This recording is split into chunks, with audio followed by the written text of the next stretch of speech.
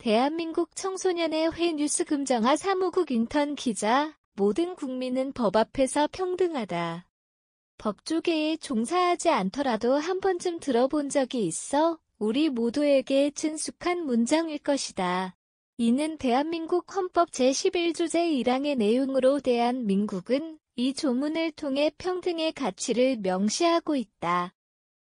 하지만 이는 어디까지나 헌법이 추구하는 이념일 뿐 모든 법이 실질적으로 평등하고 완전 무결함을 의미하는 것은 아니다. 실제로 법에는 지금도 개선되어야 할 점이 많기 때문이다. 지난 9월 14일 신당역 스토킹 살인 사건이 발생했다.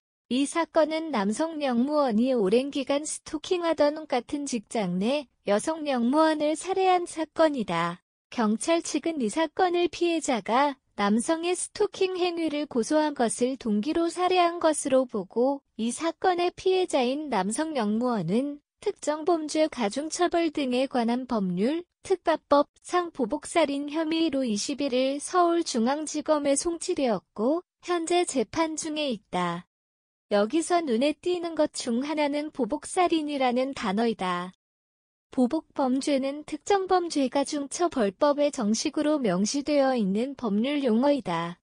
그런데 네이버 국어사전에 따르면 보복이란 남이 저에게 해를 준 대로 저도 그에게 해를 줌으로 미해한다.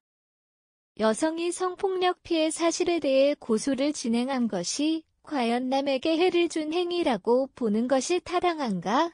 아닐 것이다. 스토킹 사실에 있어서 해를 준 것은 가해자이지 피해자가 아니기 때문이다.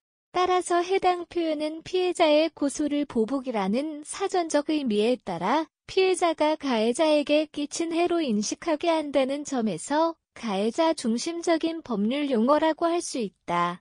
이러한 문제의식에 기초하여 사건이 언론에 보도될 당시 이에 대해 많은 누리꾼들도 개선의 필요성에 대해 목소리를 높이기도 했다.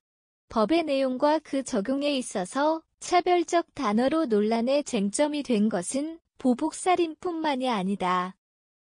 예를 들면 성희롱 사건에서 자주 등장하는 성적 수치심이라는 단어도 논란의 여지가 있다.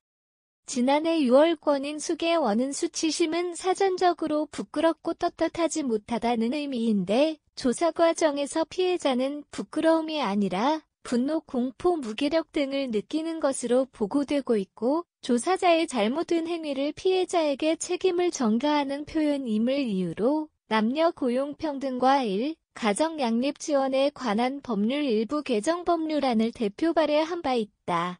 추가로 데이트 폭력이라는 단어에 대해서도 데이트라는 단어의 어감이 주는 느낌 자체가 폭력과는 맞지 않고 폭력을 가볍게 인식하도록 한다는 지적이 꾸준히 있어 왔으며 낙태라는 용어 역시 여성의 결정권을 존중하지 않고 여성에게 죄책감을 부여하는 용어로 여성의 자율권을 존중한다는 의미에서 임신 중단이라는 단어로 수정하자는 요구가 있었다. 이처럼 법의 워딩만 보더라도 법은 아직까지 그 자체로 가치 중립적이지 못한 경우가 존재하며 이는 보다 평등한 사회 특히 여성에게 있어 차별적이지 않은 사회를 위해 꼭 개선되어야 할 부분이다. 따라서 현재 사용되고 있는 차별적 용어에 대해서는 일반 대중들이 꾸준히 비판적 의견을 제시하고 앞으로 입법될 법안은 법제사법위원회에서 성평등에 기초한 의식을 통해 검토를 거치기를 바란다.